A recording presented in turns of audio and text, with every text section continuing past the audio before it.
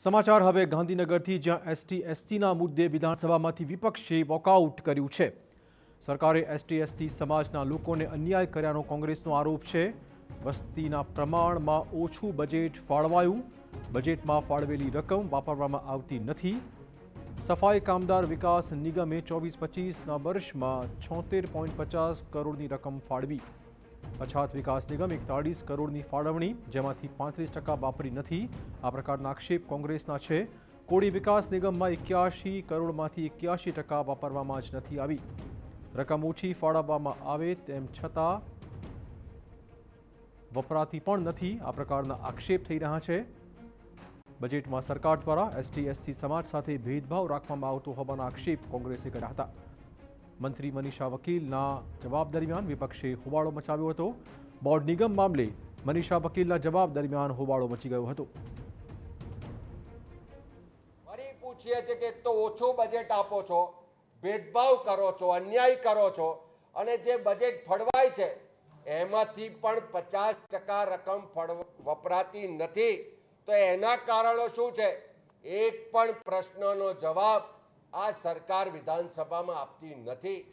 વિપક્ષના આવા આક્ષેપો પર પ્રધાન અર્જુન મોઢવાડીએ આપ્યો હતો જવાબ। મંત્રી તમામ માહિતી આપતા હતા તે દરમિયાન હોબાળો મચ્યો હોવાનો દાવો અર્જુન મોઢવાડીએ કર્યો હતો। મંત્રીની પૂરી માહિતી રેકોર્ડ પર ન આવે તે માટે વિપક્ષે હોબાળો મચાવ્યો, આ પ્રકારનો આક્ષેપ પણ તેમણે લગાવ્યો।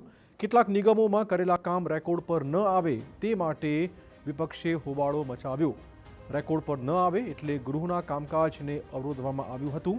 આ પ્રકારનો આક્ષેપ પણ તેમણે લગાવ્યો હતો।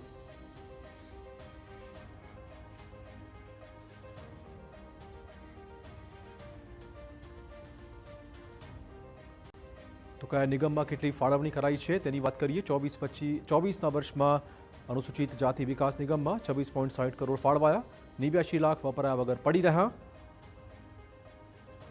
2025માં 28.78 કરોડની ફાળવણી થઈ, જેમાં 5.48 કરોડ વપરાવવામાં આવ્યા જ નહીં। આંબેડકર અંત્યોદય વિકાસ નિગમની વાત કરીએ તો 24ના વર્ષમાં 11.50 કરોડ ફાળવાયા હતા, જેમાંથી 6.31 કરોડ વપરાયા જ નથી। 2025ની વાત કરીએ, જેમાં 11.86 કરોડ ફાળવાયા હતા। ફાળવણીથી વધુ 17.02 કરોડ ખર્ચવામાં આવ્યા હતા। સફાઈ કામદાર વિકાસ નિગમની વાત કરીએ, 2024ના વર્ષમાં 76.50 કરોડ ફાળવાયા હતા, જેમાંથી 21.43 કરોડ વપરાયા વગર પડી રહ્યા। 2025માં 46.30 કરોડની ફાળવણી, જેની સામે 4.94 કરોડ વપરાયા જ નથી। બિન અનામત શૈક્ષણિક આર્થિક વિકાસ નિગમની વાત કરીએ તો વર્ષ 2024માં નિગમને 576.93 કરોડ ફાળવાયા હતા, જોકે ફાળવણીથી વધારે 657.11 કરોડ ખર્ચવામાં આવ્યા હતા। આ ઉપરાંત 25ના વર્ષમાં 442.16 કરોડ ફાળવાયા, જેની સામે 46.12 કરોડ વપરાયા જ નથી। અલ્પસંખ્યક નાણાં અને વિકાસ નિગમની વાત કરીએ તો 2024ના વર્ષમાં આ નિગમ માટે ફાળવાયા હતા 22.80 કરોડ, જેમાંથી 9.13 કરોડ વપરાયા જ નહોતા। 2025ની વાત કરીએ તો 18.26 કરોડ ફાળવવામાં આવ્યા, જેમાંથી 8.17 કરોડ વપરાયા વગર પડી રહ્યા। પછાત વર્ગ વિકાસ નિગમની વાત કરીએ તો 2024ના વર્ષમાં 41 કરોડની ફાળવણી થઈ હતી, જેમાં 14.50 કરોડ વપરાયા જ નથી। જ્યારે કે 25ના વર્ષની વાત કરીએ, 2025ના વર્ષમાં જે રકમ ફાળવવામાં આવી તેની વાત કરીએ તો 48.19 કરોડ ફાળવાયા હતા, જો કે ફાળવણીથી વધારે 52.11 કરોડ ખર્ચવામાં આવ્યા હતા। ઠાકોર અને કોળી વિકાસ નિગમની વાત કરીએ તો 24ના વર્ષમાં 89.13 કરોડ ફાળવાયા, જેમાંથી 51.73 કરોડ વપરાયા જ નહીં। જ્યારે કે 25ના વર્ષમાં 101.79 કરોડ ફાળવાયા હતા, જેમાંથી 22 કરોડથી વધુ રકમ વપરાય જ નથી।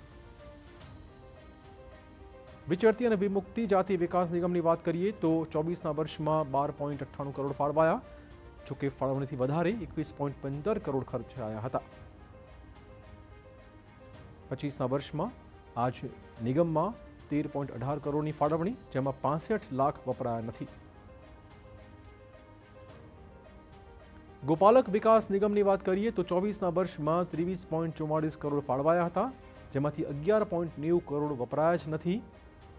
જ્યારે કે 2025ની વાત કરીએ તો આ નિગમ માટે 27.25 કરોડ ફાળવાયા, જો કે ફાળવણીથી વધારે 29.88 કરોડ ખર્ચાયા હતા।